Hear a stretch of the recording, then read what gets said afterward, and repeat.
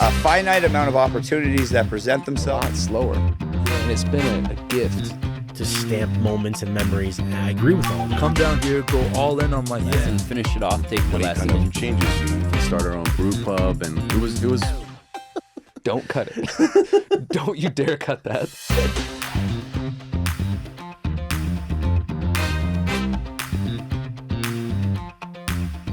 What would you do if your own team stole $180,000 from you while you had a warehouse full of Mercedes-Benz sitting around you?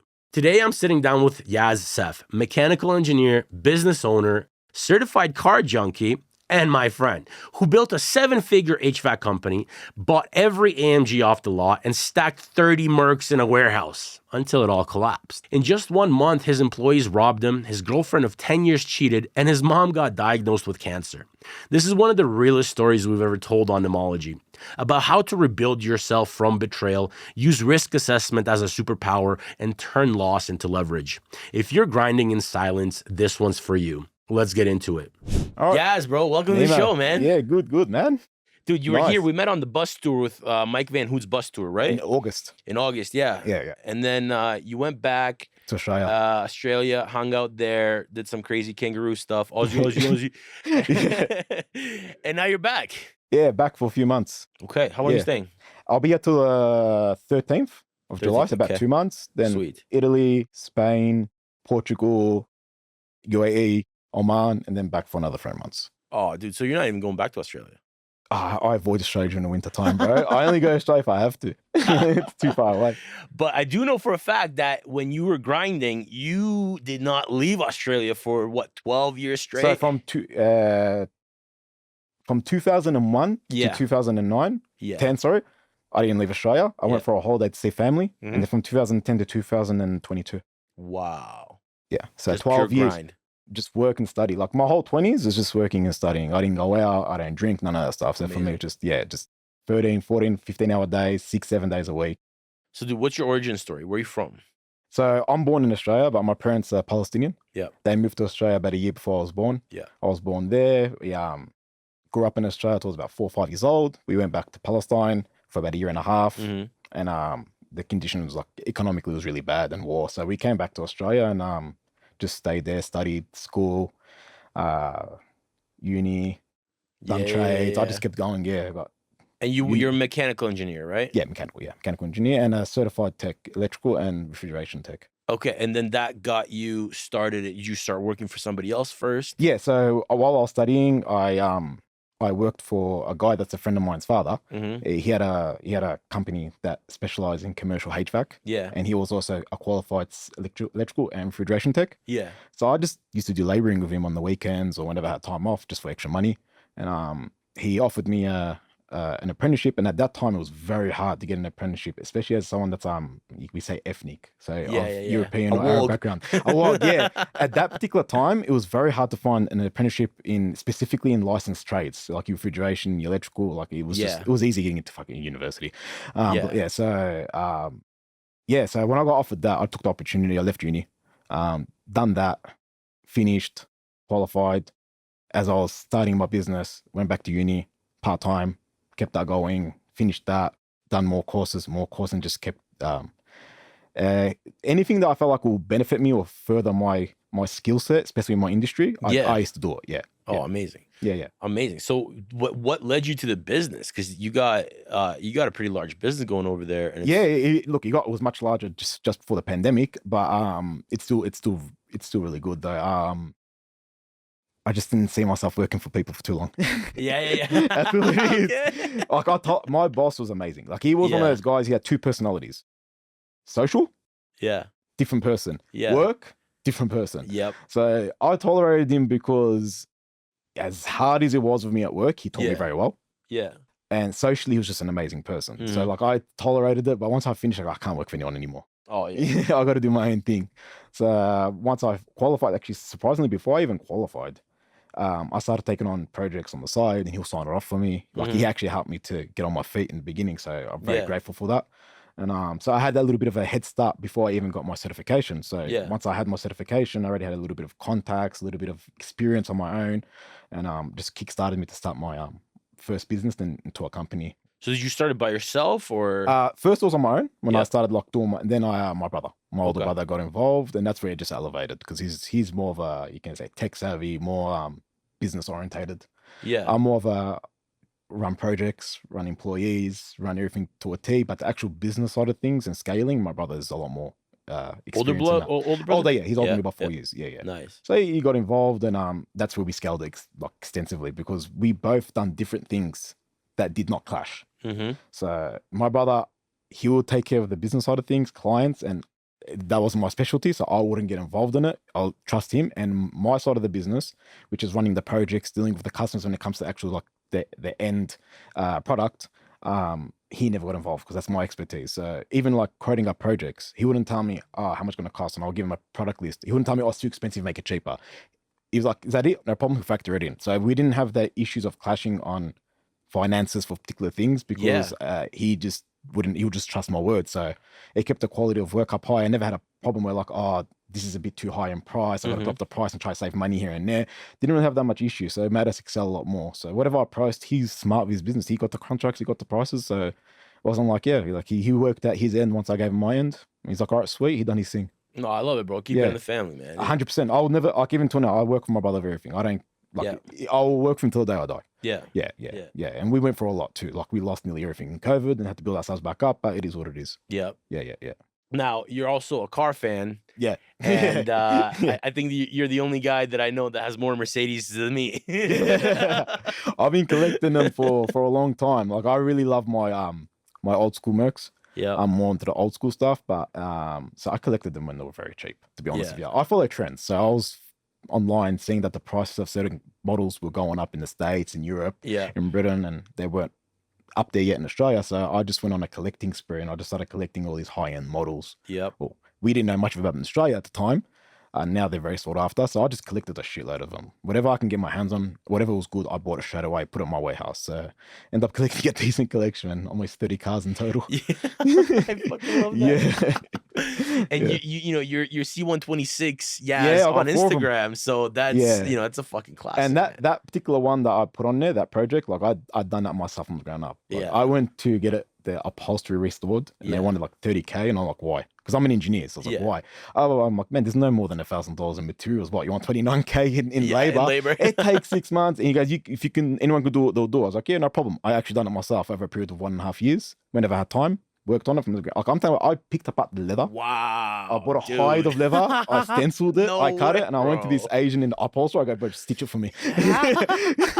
Came back and I bought like foam and cut it and meant like holy fuck. Kept like I've done things like with 10 times over. By the time I finished it, it came out amazing. Yeah. So I'm one of those people, like I don't like people telling, when someone tells me you can't do it or do it yourself if you can, it like triggers something in my mind. You're triggered. You gotta fucking do like it. this guy, is he trying to insult me and trying to put me down? He's like, nah. Bro, in Serbian, we have this word, it's called inat, and the Serbian people have a very, very distinct stubbornness to something. So when you're told like you can't, that your triggered inat me. gets activated, and you're like, I have to do it now. I'm trapped until the it's way complete. he told me, and that day, I said, yeah, no problem. I'm gonna do this now. Yeah. I don't care. Like I think it's not like it's a necessity. It's a hobby for me. Yeah. You know what I mean? So I was like, you know what? Who cares? I'll just do it myself. And I've restored like 7 cars since, because the next few sick. cars just went.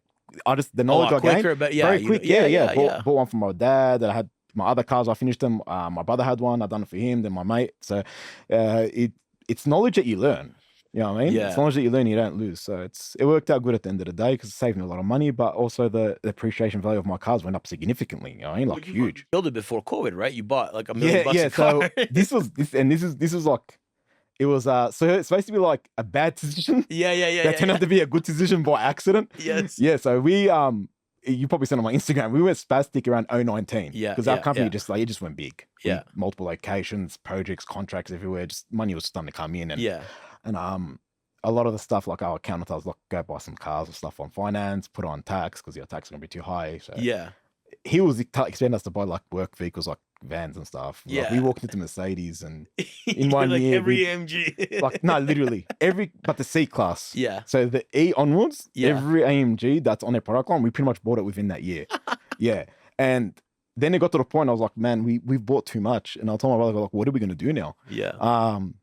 Like they either got, if they depreciate in value, this and that. He's like, oh, we'll work it out. Don't worry. Like he didn't care because he was running the finances. We were just having our fun. Yeah, coming from a family where like our parents were comfortable, middle class, but not wealthy. Yeah. So like when you start making a little bit of money, but you've worked like I said, 12 up to then 9 years, 10 years. But I was driving an old car, like work vans, and nothing new, like a 03 model Nissan. Yeah. And I was like, you know what? I've worked hard. I'm gonna go enjoy myself for a bit. Absolutely. Yeah. So that happened, but it sort of saved us the year after. Because as you know, the lockdowns, Australia was the most locked down country in the world. Melbourne was the most locked down city in the world. Terrible. So 450 days, I think we were in. Yep.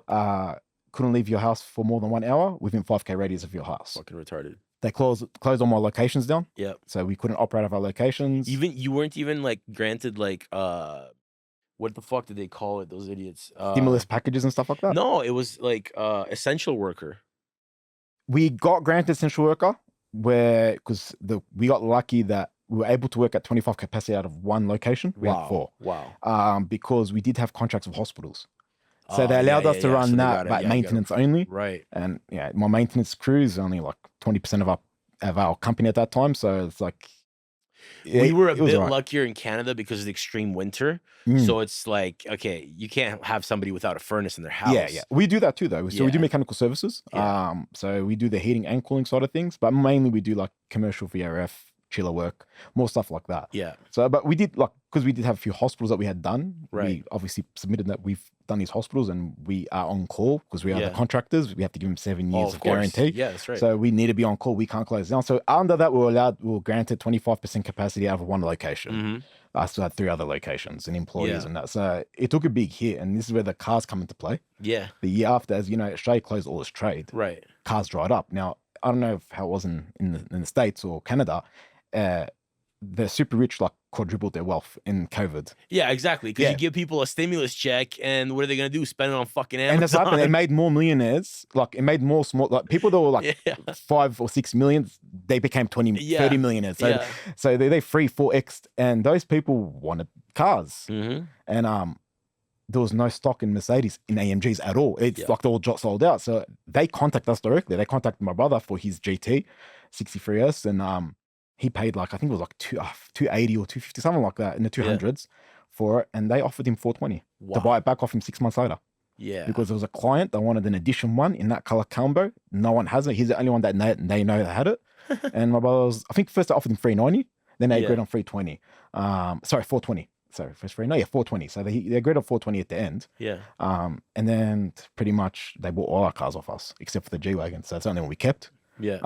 We're surprised it's the only one that has kept its price the most. So no, they're sick. They're an investment. Yeah, it's the only one that kept its price. So it was like we have to keep at least one of them. Yeah. So we sold all of them, and it was like a total of like 300K profit over a period of 6-7 months, which helped us a lot. Yeah. With our expenses. So it was just we splurged like idiots, thinking like, I went too far, and they're sort of like, you know what, save the ass. Save your ass. We had fun. We drove the cars and heavy foods and doing all that sort of stuff, and then we got rid of them. And when things start coming back to normal, we start buying again. Not as stupid as before. Yeah, I mean, of course, but we still bought a few nice cars. And I'm a car person. I like my watches and I like my cars. That's it. Yeah. Exotic Car Hacks, one of my favorite guys, bro. Yeah, that guy in Miami, dude. I watched all of his stuff. I got his course, and like, I've always enjoyed making money on cars. Yeah. Because everyone's like, oh, you can't money depreciate. I'm like, 100%. You can. And Australia has a big car culture. Yeah. And I don't know if you know about a guy named Ahmed Amwell in Dubai. He's called the Car Plug. He's got That's the biggest... right. We talked about him. Yeah, he's from Australia. Yeah. It's typical Australian. We're really into our cars. Like it's a lot more than other countries, from what I realized. Yeah. We're really into our cars. So he's killed overseas in that car industry. It's just we have a car culture in Australia. Yeah. Open highways, long distances. Oh, of course. We're bored because we're a bit more isolated from other parts of the world. Yeah, so that's right. we like speeding and stuff like that. So you gotta have fun with your money at the end of the day. No, absolutely. I think that's very important because otherwise, what are you doing it for? Exactly. And that's what happens. Yeah. So then the lockdowns happened and saved that ass for a bit. So it was all right. It was all right. It worked out all right. It's a win. Yeah. Definitely. Brother, what's your darkest moment? Look, I haven't spoken about this. My worst moment was when the COVID happened. I had a girlfriend of 10 years. So same time that COVID happened, and I had to restrict my employees, but I still had to work. So I was doing a lot more hours myself to save money to keep the place going. So I was doing a lot of hours, and I was doing 6-7 days a week. Yeah. And my mum had got diagnosed with cancer at the time, and she was like in what you say isolation because she's high risk. So that was very stressful, trying to like make sure they have everything they need and working at the same time. And I had a partner, and story a lot of people hear happens to them too. You know, in the hard times, like I couldn't take her out as much when because sometimes I'll give us a break for a week or two. Yeah. And let's just do that. And I can't, I'm sorry, this and that. And eventually caught her talking to someone else. Same time that happened, I found a few of my employees had stolen from me. Because what happened was when we closed down, we started doing inventory check. So we're doing auditing. Yeah. And then we realized there was a lot of discrepancies in a lot of our systems for Yeah. things that were sold, things that were ordered. They're there, they're not there. So we went, me and my brother done a full audit of everything. We realized over $180,000 in stock of our warehouses is not there anymore.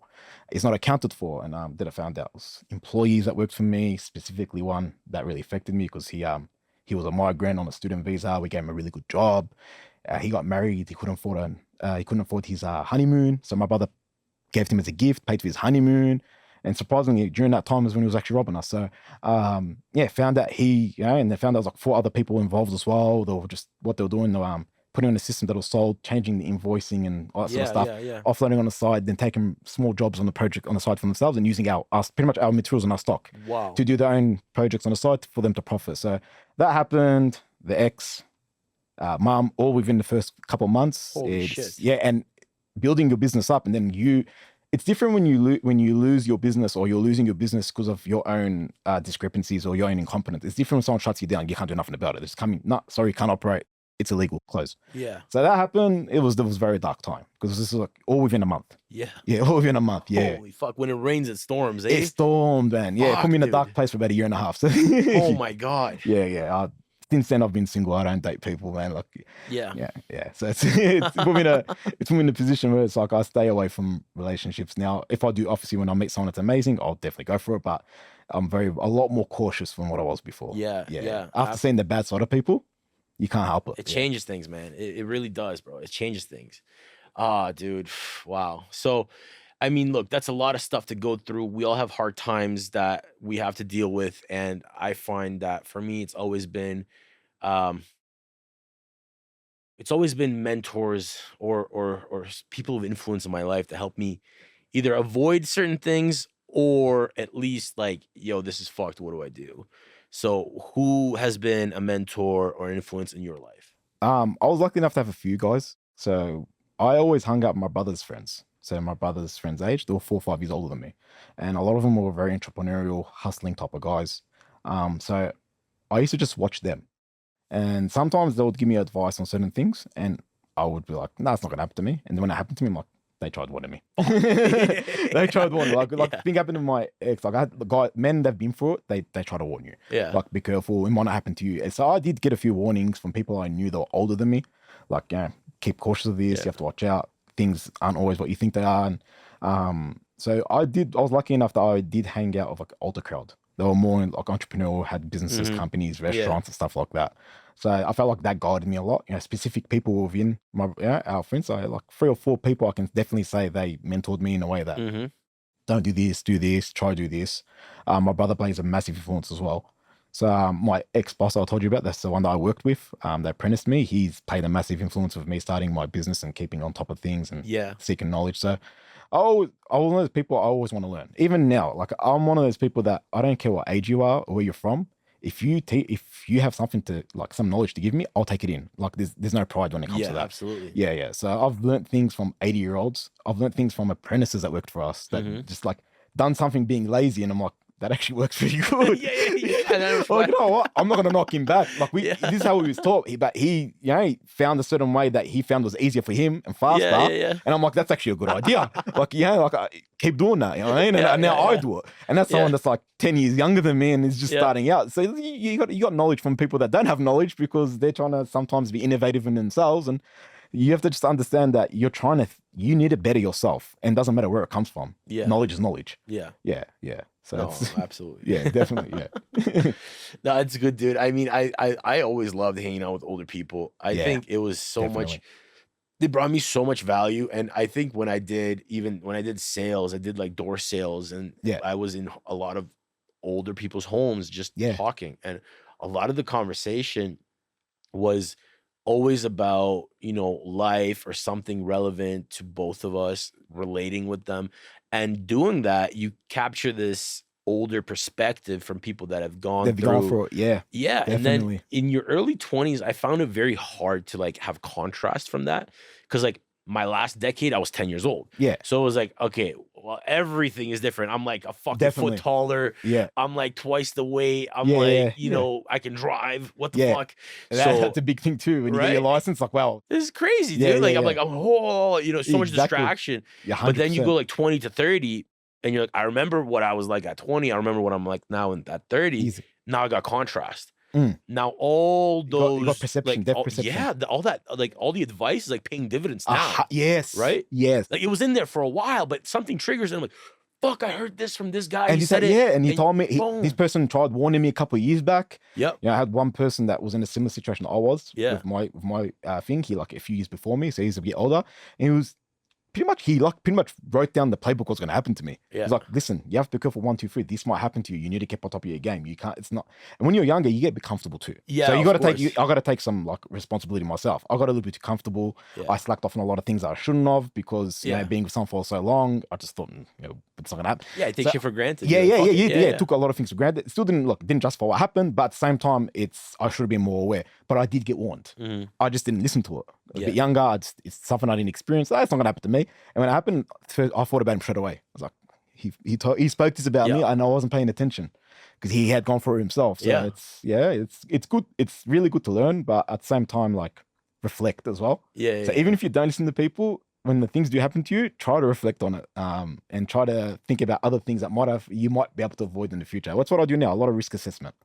I love that, bro. I Yeah. love that you said that because risk assessment is like one of my favorite hobbies in my own brain. Like, I do a lot of that. Yeah, everything I do, I risk assess it now. yeah. Yeah, I try to think of all things that can go wrong and all things that can go right, Mhm. and if it's worth it or not. Yeah. Yeah. And in what context and what capacity am I going to go with this as well? And I think you got to like remove the emotion out of risk assessment Yes, because, or at least not get attached to it. you got to have an unbiased, straightforward, parallel. like, Yeah. it's just a straightforward view. Like when you take yourself out of your body Yeah. and look at it from as in like you're The a third person. spectator. Yes. You're a fuck yeah. spectator looking at it. Absolutely. It's not you. You're out of yourself. Uh-huh. You're looking at it from the outside and try and take all your emotion out of it. I love it. Yeah, that's definitely something you learn as you get older. Yeah, That's definitely. it. Yeah.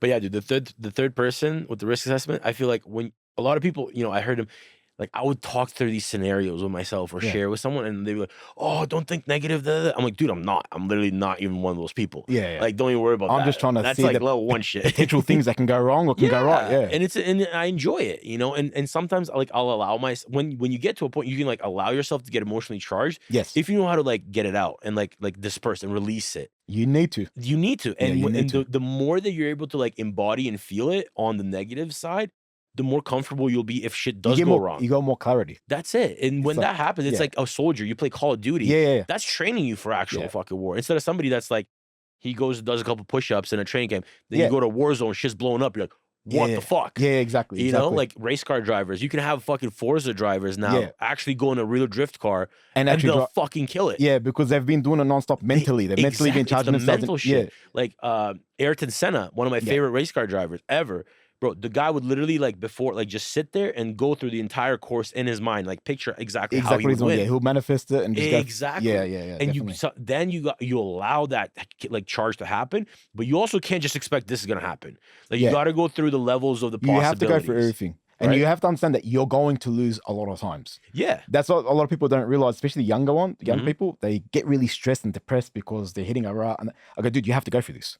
Like if you don't go for this, once you get up high, you're going to lose everything and not know how to bounce back. You need to go through losses to be able to get the gains. bro, 100%. Like honestly, it's crazy. I mean, like we were talking to our buddy earlier this Yeah. morning, right? Yeah. He's going through like the same thing, right? The one we were speaking to earlier, Yeah, younger, yeah, right, yeah, and exactly, I was trying to get. I didn't realize I was trying to give him a bit of advice. Yeah, That's like he's a bit 100%. younger, and we Yeah. went through the same thing. So I was Yeah, trying to yeah. give him like a bit more like of a guidance advice. Yeah. Not to overthink certain things. Do this, No, do that. exactly. Yeah. Yeah, and he was like, "Oh, I'm being told that I'm lazy." It's like, well, dude, you are, but Yeah. you have to understand, like what kind of lazy are you? Yeah. You know, because you do a lot of like inner work. You do a lot of mental work. thinking. You do a lot of He's like, definitely a switch on guy. yeah, For his yeah. age. Like, I was shocked when he told me he was 23. I'm like, I'm almost 35. So when he told me he was 23, I was talking to him, I started thinking it was my age. You know, like 31, 32. He's like, exactly. I'm 23. I'm like, wow.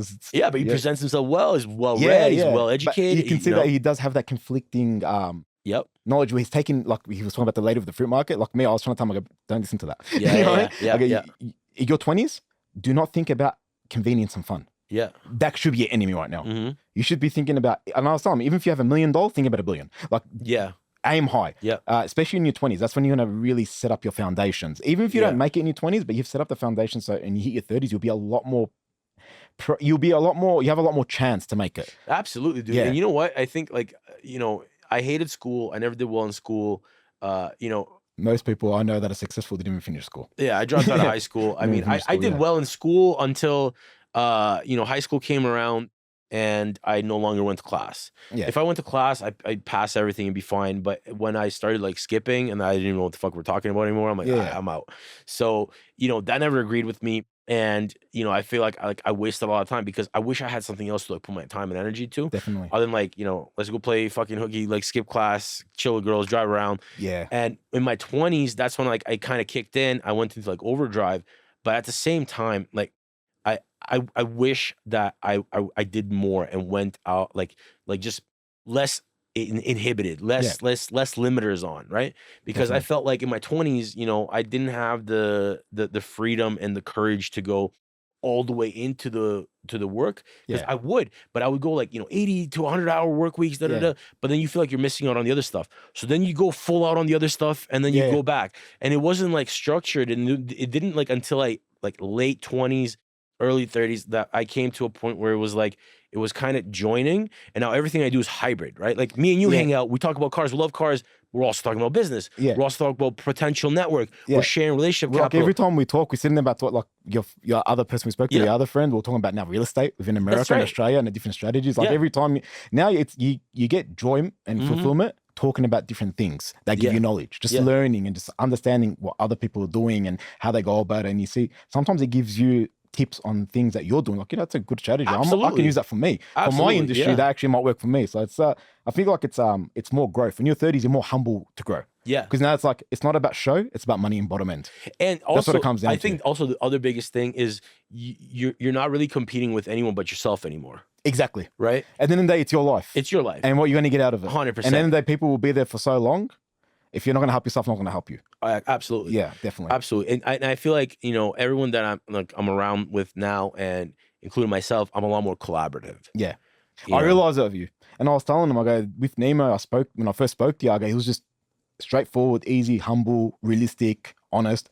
Seemed like you got like a collaborative spirit. So it's, and I realized a lot of people respect that about you. How you open to collaborate with anyone, speak with anyone, network with anyone. And I feel like that's the right way to go these days. Some people don't do that, but a lot of people that I've seen, especially the last couple of years, that really make it through collaboration. Bro, I appreciate you saying that, because truly I've been like, you know, screaming that from the rooftops since I was a kid. And I was always trying to get all my friends to go and do stuff with me. Yeah. Let's start a business. Let's do this. Let's do that. And unfortunately, it always came down to one problem. And I think it's a problem that all visionaries have. I think integrators, operators, these guys can very, very easily get into amazing businesses, amazing fields very early. They can hit that stride in their 20s. By 30s, they got some money. By 40s, they have their own business. By 50 is when they go and look for visionaries to give them the next level what to do. For visionaries, it's reverse. Like, you're fucked from 0 to 30 because you have no credibility. You're fucking useless. You don't want to do anything, and you just want to tell people what to do. Yeah. And it's not like you want to tell people what to do to be bossy. You're just like, I think this could work. Can somebody help me build it?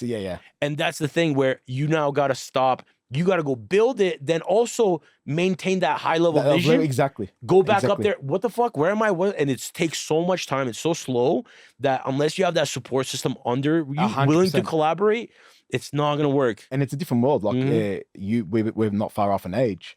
10 years ago, there was none of this mentoring. That stuff didn't exist. Oh, absolutely. The online world, like the amount I've learned in the last 3 years, right? Technology wise and like utilizing technologies. Is more than probably 15 years before that. Yeah. Just the last 3 years, like especially with AI and networking and being connected to other people of the world and seeing what they're doing. Like before, it was sort of like my own lane. A few people I know what they're doing. Yeah. See what they're doing. It wasn't like I can see now. You can see anybody and see what they're doing, and you can network with them. You can approach them. You can talk to them. As in the past, that was you. It was sort of like within your circle or people that you knew you can approach. And now you can approach anybody if you're savvy enough, if you know how to network, if you know how to talk, you can approach most people out there and learn and get knowledge from them. As we didn't have that. It was like 100%. It was like try and it was like a gamble. Exactly. Let's do it. I don't know if I'm doing it right. It might work. I might not. We'll see how it goes. I'll learn from it. Now people have a lot more resources. Yeah. And you know what the biggest thing is? I think that the world's gotten so fast, so competitive, money is made so quickly that people naturally go back to that hunter gatherer mentality. Yeah. You have to, you want to go take down the fucking raid boss, you gotta bring your fucking clan. Like it's the same thing in video games, You're in real stronger life, in numbers wherever. now. You have to. Yeah. You have to, because before you could be a fucking just tradie doing all your buddies fucking AC installation, residential, and you would make 6 figures easy, and you'd be killing it. And some guy that finished for whatever the fuck, he's making $60K salary, and you're like a fucking king. Yes, that's so true. Today, some fucking 15-year-old is on YouTube, viral on Twitch, making $3 million a year. And you're like, what the fuck? Man, I went to trade school. I got abused when I was learning at uni in class. I cop humiliation, man. This guy's sitting on his computer making millions. But good on him. Hats off. The game, I'm like, hats off to him, man. If it works and he does it, man, kudos to him. Absolutely. And this is where it comes, we all naturally realize there is a fucking need for this. Yes. And there are people. Supply and demand. Absolutely. And you're seeing, bro, these people, what is a company? A company is a big collaboration between a bunch of people. A bunch of people, exactly. That's what the fuck it is. Exactly. Right? It's not one Clients, guy, investors, he's the janitor and the manufacturer and the sales guy and the market. No, it's a bunch of people. So we are, a company is an extension of a collaboration between a bunch of people. 100%. So how do we do that on our level? How do we collaborate to get ahead and put things together? That's it, bro. Networking. Right? For instance, I have friends, like I said, that are investors, developers in Australia. Yeah. We don't know much about South America. Coming here and then spending the day with you, and that time we went to all the projects. You were kind enough to take me everywhere and actually sit with the clients. I wasn't expecting it, but I was really appreciative after, because we have a lot of paranoia on our side of the world. Yeah. The Middle East, Australia, America and Canada are very entrepreneurial. Yeah. They're very big on investing. We always think, this is a scam, man. It can't be true. But when you come, it's no, you guys actually hardworking. You have everything set from A to B, financing different ways, working with different laws. You have your own team doing it. It's no, these people actually do collaborate with each other and actually do put the hard yards in. It's we see the end product online. Yeah, exactly. And we don't understand how much you guys put in before you got there. Yeah. Until I came and sat with you guys. I'm like, man, these guys actually, I saw you last year, August. You were you've gone huge. When I first walked in, what the hell happened? It's in a short period of time, even 8-9 months, you've done so much, which you don't ever see. But after seeing what you actually do, and the knowledge you have, it doesn't come for free.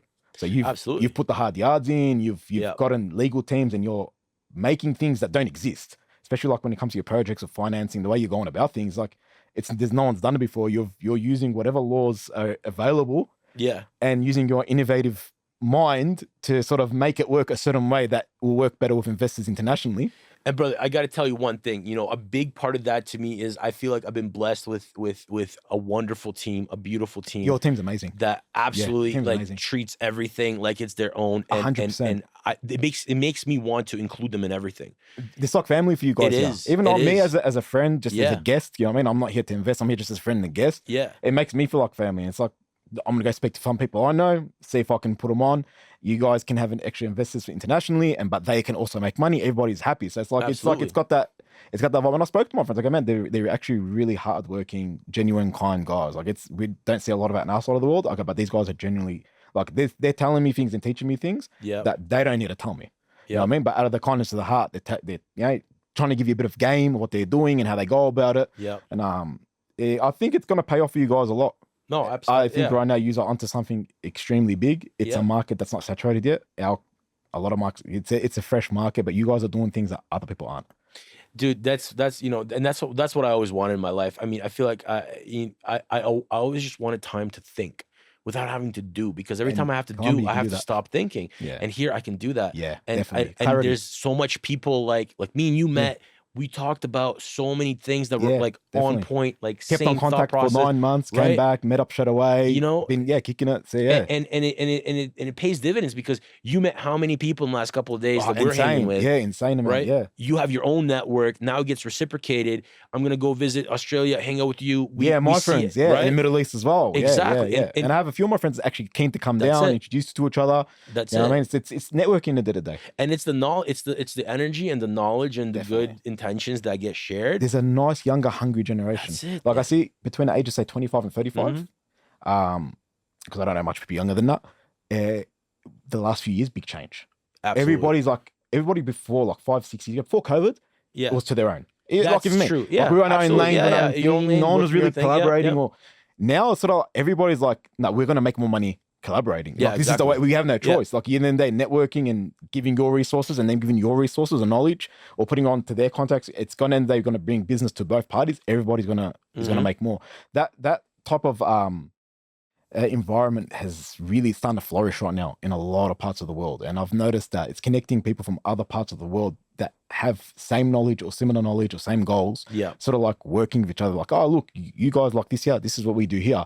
At the end of the day, it's like, oh, that's a good way of doing things. Maybe I can use that on my. So it's like the sharing of knowledge nowadays, especially the last 3 years, it's become a lot more open and mainstream. Yeah. People are a lot more collaborative, more humble, more understanding. It's not much like a few years ago, it's, oh, I make this much, this is my company, I'm successful. Now it's sort of like, yeah, my company does well. What do you do? Oh, awesome. Yeah, I know someone that does that too. I might speak to them, see if they're interested. So it's the behavior of people, the way they operate in business has really dramatically changed the last couple of years. No, absolutely agree. Definitely. Absolutely. What was your biggest mistake? Biggest mistake. I've done a lot. No, we all do mistakes. Yeah. Biggest mistake is getting too comfortable and growing ahead. So, especially like when I was 28, 29, where the business just overgrew significantly, I just started taking a backseat a bit and allowing more people doing more things, that taking more oversight, doing other things, just letting things go, and then things aren't getting done properly. And then we found out they'll started to steal from us. Yeah. So my biggest mistake is not staying on top of it. You have to stay on top of it. Yeah. It doesn't matter how successful. Even if you start like you want to start another business, no problem. You still got to stay on top of your previous businesses. You can't just start something new and forget the old. Oh, it's running good. I'll put him in charge and he'll run it. It doesn't work like that. Yeah. It starts running. You won't get stuff done properly. You got to be present with everything you do. You got to be in person present. Have a team, awesome, but you need to guide that team. Yeah. You need to be on top of that team. That's the biggest mistake I had done where I just got too comfortable and just started giving responsibilities to people because I'm like, yeah, it's running good. They know what to do. It doesn't always work like that because not everybody has your interest. And at the end of the day, and this is the thing, I don't think they have bad intentions. I think they see it as in like, he's not showing much interest anymore. Why should I? You know what I mean? It's just like, he's not showing much initiative in his own thing. I'm doing all the work. Why? People have that mentality because if you're no longer present and they're doing a lot more work, they start thinking entitlement. I'm doing this, I'm doing that. He's not doing it. I'm running it, blah, blah. He's giving me the responsibilities, but he's making the money. And then eventually things start falling and cracking between. You got to stay on top of your stuff. That's one thing. No, I absolutely agree. Absolutely agree. Yeah. And, speaking to that, I think that it really depends on what industry you're in as well. Yes. Because industries like, like the trades, like HVAC, like things like that. It's very difficult to include people in the business because the high level of the ownership of the business has so many levels to it that it's hard to justify. You can't just easily go to like your head tradie and be like, here's 10% of the company. No, we do don't better. do that. No, it doesn't work like that. Doesn't work like that. Doesn't work like that. Before you know it, you won't have anything left. Yeah. And 100%. all the upper level stuff, you got to market, you got to sell. All the other parts of that business, are equally as hard as the actual installation and sourcing and everything. Sourcing, and we've done a lot of import export. Like we had the contract for, I don't know if you'd have Haya. They own GE, General Electric, the products. They bought it out. So Haya is one of the second biggest manufacturer of appliances and air in China. Yeah. They bought out GE in America, their appliance department. And for Australia, they bought out what called Fisher & Paykel. It's a New Zealand company that makes appliances high end. Yeah. So they bought that out and they had auctioning and we took on the contract. So 2015, we signed documents of them or their sole distributor, and we took on they call the air center. So we done all the engineering, the warranty, everything came to us. We had our own techs doing the warranty calls for all their products. We done all that. That was in 2015, and that was a really good experience. That was a really good Yeah. experience because working internationally, going to China, going to Algeria and Korea, we were their biggest in our, I think in our state, but I think within 3 states, we were their biggest client in commercial in their VRF system. So I went to South Korea for a few weeks, went to their R&D centers, and I saw stuff that's coming out now 6 years ago. Yeah. Yeah, I saw stuff that literally just started to launch now. I saw it 6 years. I had to sign a waiver when I went there saying I can't talk about what I saw. I saw crazy, and this is 6 years ago in Korea, man. It was insane the tech they had back then. Yeah, so Dude, you know, I personally love that industry so much. I think anybody that's like 17, like that doesn't know what to do, like I think they should get into that business. I like HVAC, man. For me, I think it is a gold trade. You're making money wherever you go, phenomenal. man. Yeah, look, HVAC, even as a tech, just you don't know the degree, still a technician. Yeah, You got work wherever you go around the world. yeah, The rates are actually very good. Maintenance rates, there's a lot of money in it. So yeah. HVAC for me, the top 3 trades I think will be mechanical plumbing, fire services. That's Mhm. like number 1. That's like gold. Mechanical HVAC, mechanical plumber, and maybe electrician, depending on which Yeah. industry you're in. Those 3 are gold. Yeah. You're always gonna have work wherever you go. Absolutely. Yeah. And you know what? You can start at any side of it. You know, you can start on the sales side Definitely, as well, like door to door. definitely. Just, you know, go to an appointment. What do you guys need? You need this. Cool. Here's a price. It's Yeah. like the commissions are phenomenal. Exactly. The network Exactly. is great, and it's also a great, like when I did that, that's how I got into HVAC. Yeah. And then I grew that, so I grew from the other side. I didn't do the trades, Yeah. but I would grow from the sales marketing side. It's just they're both and essential to each other. It You 100%. have to. You do 100%. eventually need. You do eventually Yep. need both. But personally, I think it's the sales marketing side Yep. is a lot more innovative because you're Yep. dealing with the numbers and thing. The tech side of things is really good to know, but at the end of the day, if you don't have the business side of things, Yeah. you're not going to get the tech side of things. No, As if you have the exactly. tech side of things, like it's vice versa, it works out. As long as you got Yeah. the business concept, you always find contracts. You'll find subcontractors. You'll find something. Agreed, Yeah, 100%. And Yeah. in any direction that you enter the industry in, it's really good. you can eventually become an owner and have your own store, have your 100%. own like actual 100%. company. And look, I'll be honest with you, like for instance, me now, yeah, Mhm. with my qualifications and my experience, if I'd say, you know what, I don't want to do anything anymore, I'm gonna just go work for a company. I'm on 150K all day, all day, every day, and I'll have a Easy. job tomorrow. Yeah. Tomorrow I'll have something lined up. Literally, I'll make one phone call now. I'll have a job 160K ready for me a year, and I'll just sit down and make my 160K and relax. Yeah. You know what I mean? And that's having that knowledge within the industry Yeah. and having that alone is just you've got peace of mind. Yep. You've put the hard yards in. You've done the extra studies. Now you can start your own thing. Doesn't work out, I can go work for a company, make 160K, relax. And my biggest thing was also like I always try to think of like if I do one action, how do I accomplish 5 things at the same time? yeah. And my thing was every single home that I went to, I was like, hey, are you guys thinking about selling your house soon? That's actually, yeah. Like I say, you're doing the real estate side of I did things. it, yeah, That 100%. maybe knowing your personality, you're probably like, oh, your kitchen needs updating. Do you need somebody to Yeah, redo your modeling? absolutely. I got a business. I can imagine that. Absolutely. Yeah, I can see Yeah, that with because you. it was always like referrals was Yeah. huge because I would get a ton of referrals, so I would refer a ton of people. Of course. And at the same time, I was always pushing the real estate because I knew where I eventually wanted to go. Yeah. And you had to drive. my biggest thing, like I really wanted to have and own an HVAC company, but there was 2 things that I didn't like about it for me.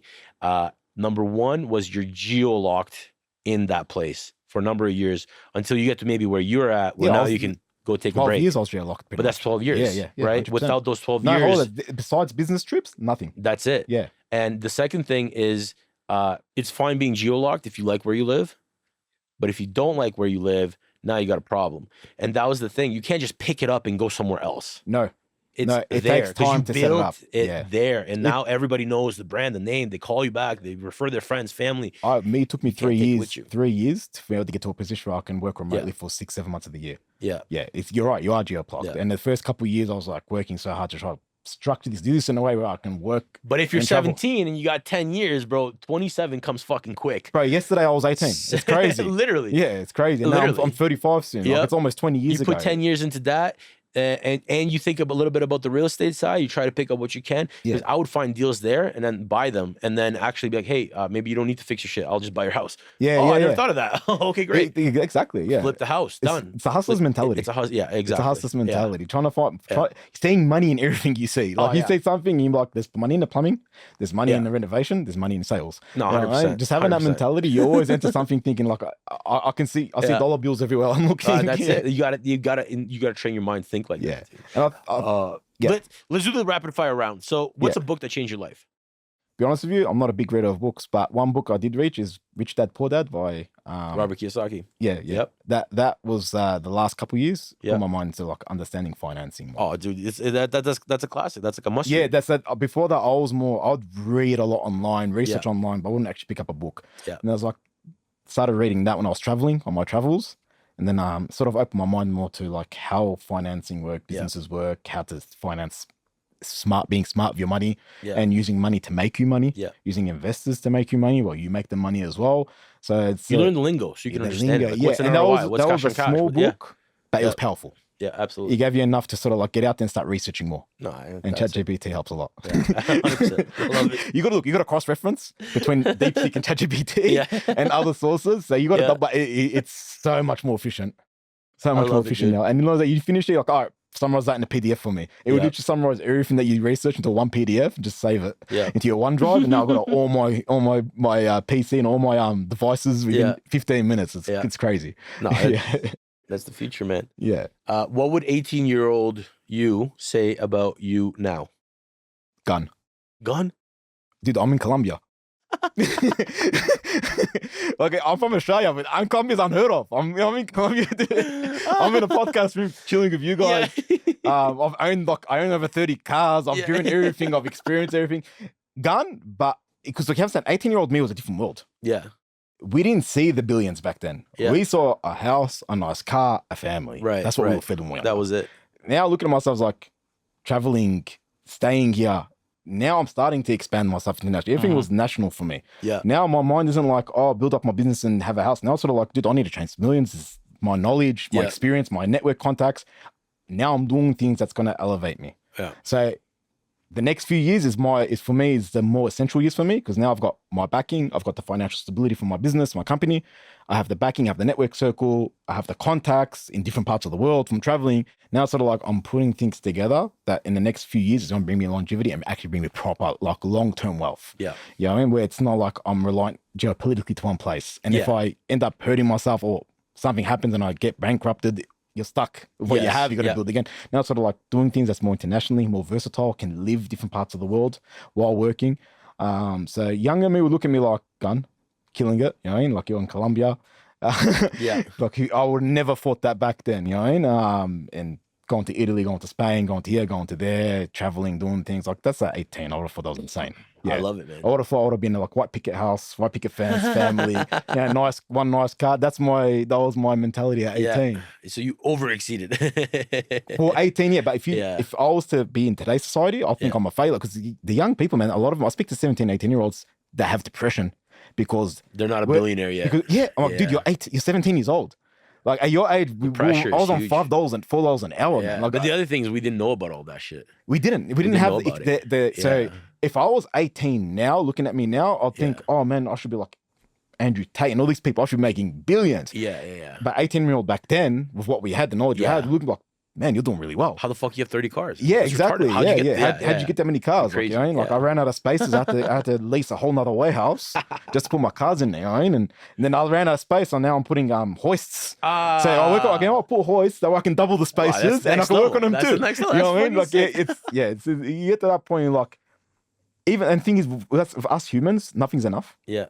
So I look at it now, it's not enough for me. So speaking of humans, what's your biggest red flag in a human? Negativity. One thing I realize is red flag in people. Yeah. People that say you can't do that, it can't be done. No, I don't believe in that. Yeah. I think everything has a solution. Yeah.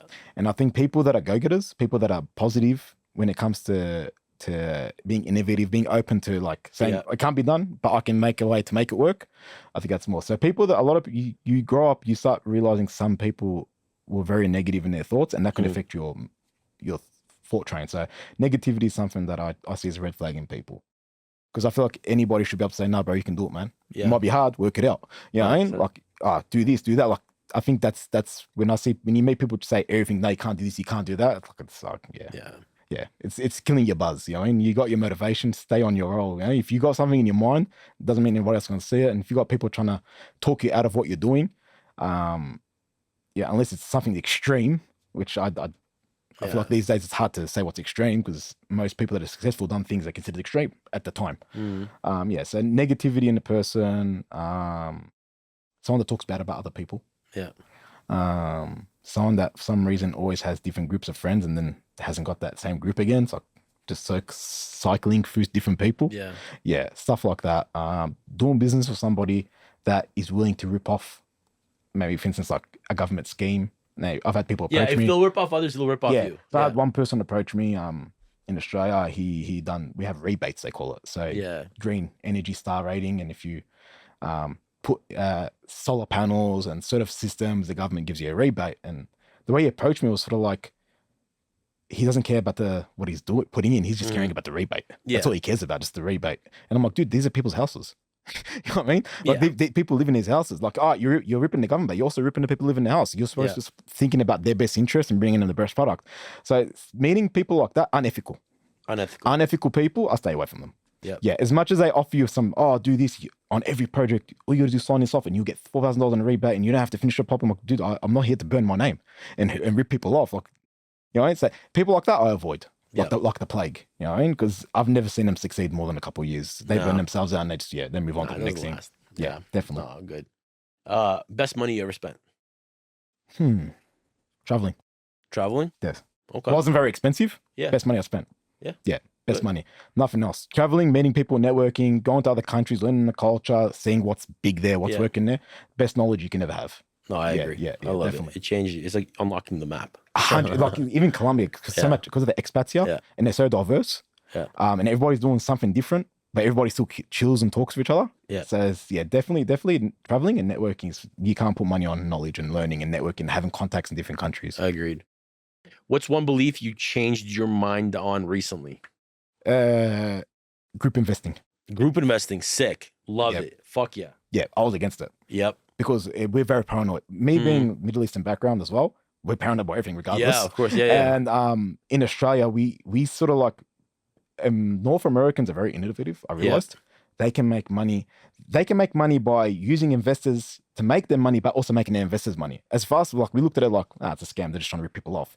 And when I came here, I started seeing so many people doing things that's innovative where like, they're being smart of how they do it. So they're not really putting a lot of money into it, just being smart with it. You know what I mean? Being smart of how they take on projects and different ways of funding it, being very, very like innovative as well, doing things in a different way, and then maximizing on that and seeing that not only they're bringing investors in, those investors are actually making money and their deal's pretty sweet too.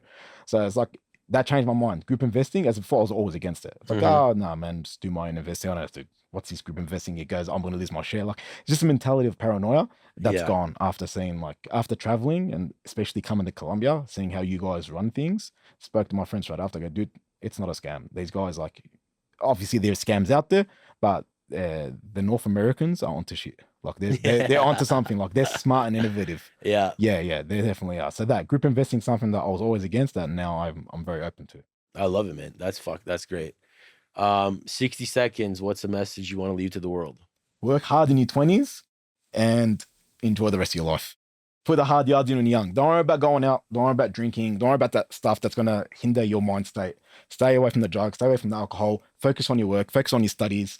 Focus on your network circle, people you know, meet them, talk to them, mix with them, even if you're not going to do any business with them. Just having a contact on the other side of the world or somewhere else in a different industry. One day you might be like, I need a favor. Hey, man, remember? Yeah, dude, because you never asked for them. So networking, work hard, study, that's it. How can people get in touch with you? I'm very private. They can add me on Instagram. It's private though. So eventually I'll make it public, I think. Yeah, there you go. I'll make it public. I'll put it up here. I'll make it public. Let people get involved. They need to contact me for anything. Awesome. I'm more than open to open. And you guys want to chat, or any youngsters want to get into the HVAC field, I strongly suggest it and recommend it. Yeah. As does Yaz. Definitely. And if you guys have any other questions for him, you can get in contact with him through me. So, Yaz, thank you for coming on, brother. I really love you. You're gone. You're a beast. I'll see you again tomorrow, bro. And I'll see you again tomorrow. I'll just come here and chill. That's it, man. That's it. Peace. Yo, if you're still here, you felt that one. Yaz didn't just build an empire. He got hit with betrayal, heartbreak, and real loss all at once. But he didn't fold. He stayed focused, rebuilt, and came back smarter, stronger, and more intentional. This episode was about more than business. It was about character. When things fall apart, who you are is what matters. If this hit home for you, share it with somebody who's in the grind right now.